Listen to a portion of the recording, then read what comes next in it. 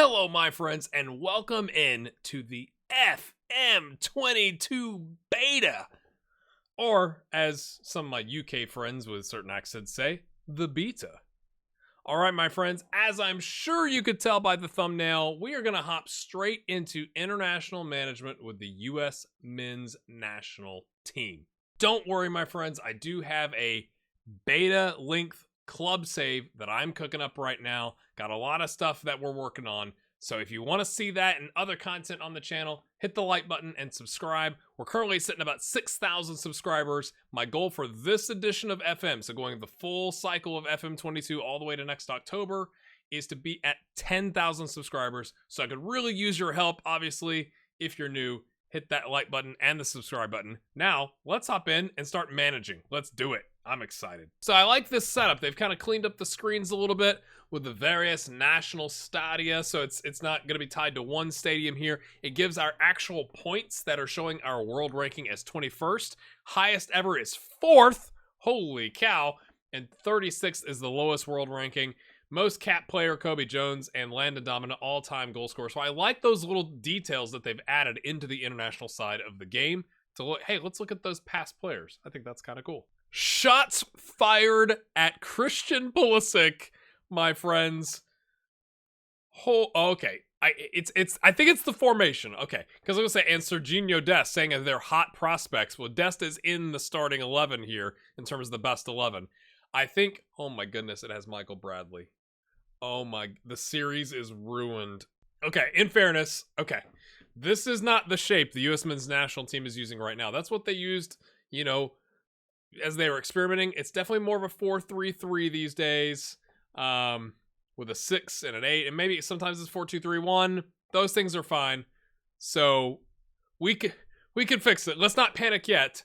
The back line does not look like Long, Miazga, and Brooks either. So pretty much your wing backs are correct, which would be fullbacks in our 4-2-3-1 or 4-3-3 system. Weston McKennie is there. Gio Reyna currently injured. And then there's other fixing we got to do. Oh, I didn't even realize Bradley was even a participant in Football Manager 22, to be honest with you. Yeah, there's lots of things I would fix here. I'm reserving judgment, just like they're reserving judgment on me. It says the minimum expectation is that the team qualify for the third round of the World Cup qualification process in North America qualifying section. Well, guess what? It's already the third round. That is not the expectation. Just making it to the third round in the United States is not the expectation. We would like to qualify for the World Cup. That is a thing in reality. And I just think that's broken, to be honest with you. We're going to take a look at this, though, because this is really, really interesting. Some of the things that I've seen in setting this up really has caught my eye. B team, under 23s, under 20s, under 19s. You have the responsibility of hiring and firing the youth team managers and taking charge yourself. It gives you your current staff. It said over here, it was on the World Cup qualification page, and you click on it, and we got 200s. Jordan Morris is out with torn knee ligaments for another 4 or 5 months. Aaron Long, 4 weeks and 2 months. I think they will update that because Christian Pulisic and Gio Reyna have been out for quite some time. All right, so the first thing you notice is there's no crazy awesome medical center. Dynamics? There's not a dynamics? Why isn't there a dynamics? Okay. More on that in a second. And there is no data hub, which is like one of the big features they've released this year. I can look at the dynamics of the under 23s, but it takes me to that. Yeah, I think there's some bugs to work out. I also love that you start with a squad already selected, and yet it's like they're not scouted. We know nothing about these players, even though they're currently in the squad. I think that's just an FM thing, but I just think it's kind of funny, you know, like. My friends, if you're as excited about FM22 as I am, and you want to play it right now, you can get 19% off the game. So there's a standard 10% off that is happening right now across the industry until the game launches on November 9th, but you can get 10% off of that already discounted 10%, which is why it's 19%, using my affiliate link, which is in the description below. It's with 2Game. You just have to click the link and use the code, all caps, gray hair, one word with an A, and you'll get an additional 10% off. That's a way to support the channel so that you can hop in and start playing with your favorite national team, or more likely, Newcastle. Let's be honest. Now let's get back to the episode. All right, I took my my beanie off because it was getting hot, but when you think U.S. men's national team, you think defensive with some star good players elsewhere, but you're not thinking like, we're not tiki-taka, we're not any of that stuff. So that's kind of reflected in the stats. So pretty good physicals across the board. Mentals, all right. Not as much flair. We're not a very flary type place, right? In terms of the team that we see on the pitch these days. Good teamwork.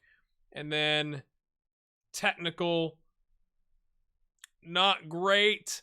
Reyna and Pulisic with 16 and 17 on dribbling, but you know, they're all right. Yeah, they're all right. If you just look at it defensively, though, again, across the board, you kind of go like, it's pretty defensively stout. Weston McKennie looks good as that 6 maybe, or the 8, because I think we're playing Tyler Adams. So when you go to the tactics screen here, you get gegenpressing, fluid counterattack, and direct counterattack. So I'm thinking more counterattacking, because we like to run at the defense with Pulisic and Reyna, but how are we going to fit them in here if we do that? So they're saying 4-3-3. That looks like what the U.S. men's national team should be playing as, if you ask me. Against better opposition. Against worse opposition, we can play 4-2-3-1, something like that. But I think that's going to be the first thing we go for. Let's add another tactic in here. Not gegenpressing. Do we really want to do gegenpressing? Do we have... No, we don't...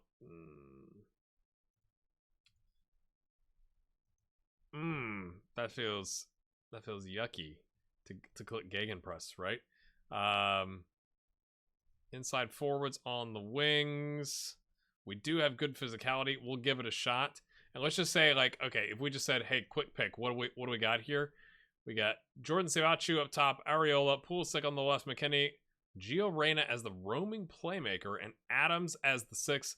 Anthony Robinson, Brooks, Miles Robinson, and Serginho Dest, and Zach Seven in between the sticks. What you've seen more recently with the U.S. men's national team has been Turner in between the sticks. Reyna has been out injured. Pulisic has been out injured, but if you had him, you'd take him, obviously. Yunus Musa has come in. He could play that roaming playmaker, couldn't he? If we asked him to, according to FM, yeah. So you've seen a little bit more of that than Reyna, but obviously Reyna is really darn good. I actually think if we did it like... Oh, I meant to do 4-2-3-1. If we do a 4-2-3-1 with these guys, then you could slide Gio Reyna up into the 10, and then bring Musa in behind in that midfield, and then it's starting to look pretty tasty. And rotating in McKennie and Adams, something like that.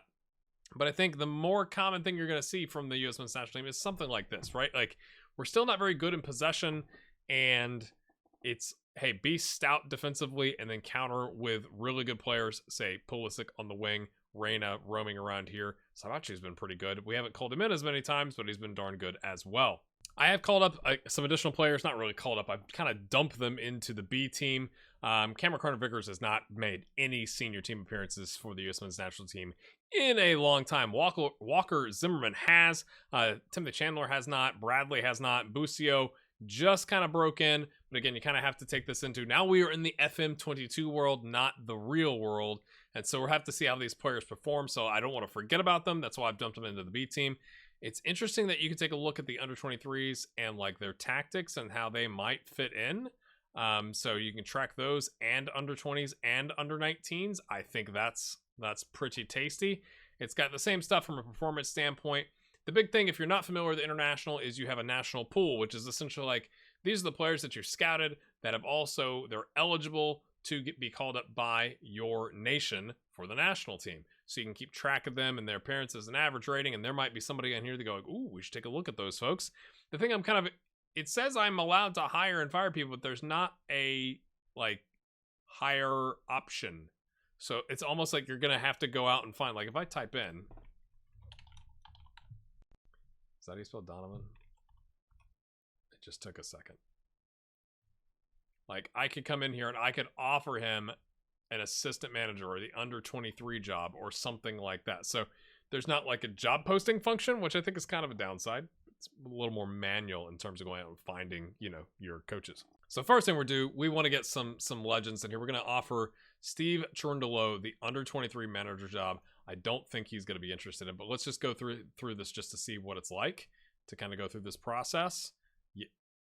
Hello, Steve? Steve? You interested? Well, I guess maybe we have to click next. Well, that was easy. He accepted the job. That's awesome. He made it. I love that it gives you the history, right? He made his debut against Jamaica in 1999, went on to make 87 appearances, scored 2 goals for the country, and he's also done management in Stuttgart and Hanover 96. Good on you, Steve. How much we pay? We're not. Thank you for doing it for free, Steve. Means a lot.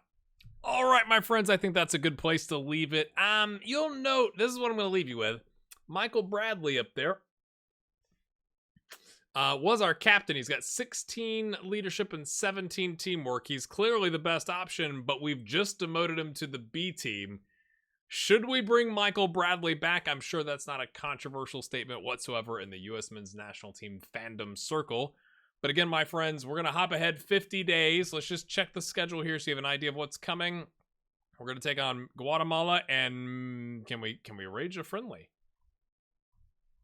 Nope. Just Guatemala, my friends. Coming up at the end of August. But hit that like button if you would. Again, we're about 6,000 subscribers. I'm trying to get to 10,000 this year, and no better time than to start than now. Thanks for your support, and we'll see you in the next one.